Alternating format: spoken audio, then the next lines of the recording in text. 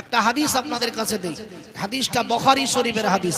রাসূলের সাহাবা বর্ণনা করেছেন, আবু হুরায়রা, আল্লাহর নবী বলছেন, মান সাল্লা সালাতানা, যে ব্যক্তি আমি নবীর মতো করে নামাজ পড়ে, যেই ব্যক্তি আমি নবীর মতো করে নামাজ পড়ে, ওয়াস্তাকবালা কিবলাতানা, আমি নবী যেই দিকে মুখ করে নামাজ পড়েছি সেই দিকে মুখ করে যারা নামাজ পড়ে, ওয়া আকিলা যাবিহাতানা, আমি নবী যেইভাবে পশু জবাহ করেছি ওইভাবে যারা পশু জবাহ করে, ফাজালিকাল মুসলিম, এরই হচ্ছে মুসলমান। জোরে বলুন সুবহানাল্লাহ। তাহলে আমরা এখানে যেই মানে যে কওমের লোক বা যেই মতের লোক হই, আমরা নামাজ কার মতো করে পড়ি? সবাই বলেন কার মতো করে? নবীজির মতো করে। কেউ এখানে হাত তুলে, কেউ এ পর্যন্ত তুলে, কেউ ওখানে বাঁধে, কেউ ওখানে বাঁধে, সবটাই নবী সাল্লাল্লাহু আলাইহি সাল্লামেরই সিস্টেম।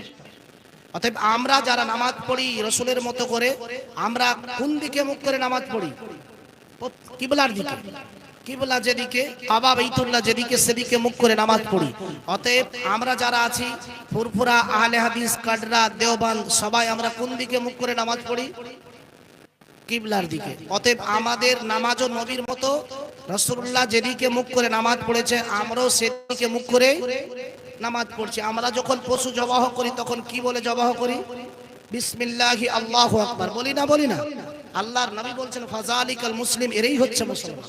আল্লাজি লাহু জিম্মাতিল্লাহ, এদের জিম্মা আল্লাহর হাতে, ওয়া জিম্মাতির রাসূল, এদের জিম্মা রাসূলের হাতে। জোরে বলুন সুবহানাল্লাহ। অতএব আমাদের মাঝে কোনো ভেদাভেদ, মতামত, কোন রকম দ্বন্দ্ব, কলহল থাকার কথা। তাহলে আমরা এসেছি নবীজির জীবনে। নবী কোনো ব্যক্তির নয়, নবী কোনো দলের নয়, নবী কোনো গোষ্ঠীর নয়। আল্লাহ পাক বলছেন, ওয়ামা আরসালনাকা ইল্লা রাহমাতাল লিল আলামিন, আমি আমার নবীকে দুনিয়ার জমিনে প্রেরণ করেছি রাহমাতাল লিল আলামিন করে, সারা জাহানের জন্য রহমত করে পাঠিয়েছি। জোরে বলুন সুবহানাল্লাহ।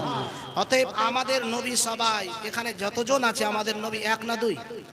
এক। আমাদের আল্লাহ, ইসলাম। তাহলে আমাদের এখানে মারামারি, কলহল, বিবাদ, কোনো ভেদাভেদ থাকার কথা? কান খুলে শুনুন, রাসূলুল্লাহর জীবনে নবী আমারও আপনাদেরও সবার নবী।